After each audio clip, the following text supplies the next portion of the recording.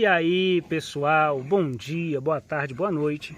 Adriano Marinho do canal Natureza ao Meu Redor. Pessoal, hoje eu não ia postar nenhum vídeo, mas agora final de tarde aqui, eu ali trabalhando, parei de trabalhar, as meninas falaram assim, uma surpresa, olha a surpresa delas, uma fogueirinha, né? Não foi elas que acendeu, era só botar a lenha, os galinhos, botaram as pedrinhas, ó.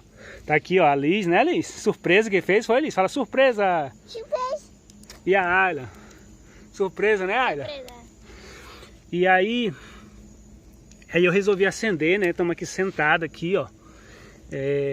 No final de mais um dia, graças a Deus.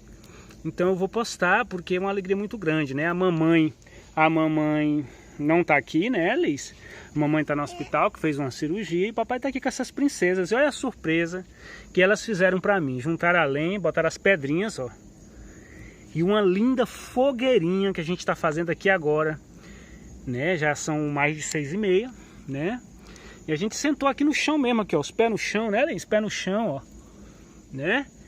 Então, galera, não tem como não fazer um vídeo como esse, né? Uma linda fogueirinha no final desse dia. E é uma bênção de Deus.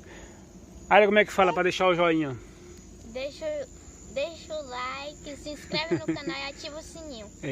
Tava esquecendo. Fala, deixa o like. Deixa o like na pedacinha. Aliás, ativa o sininho.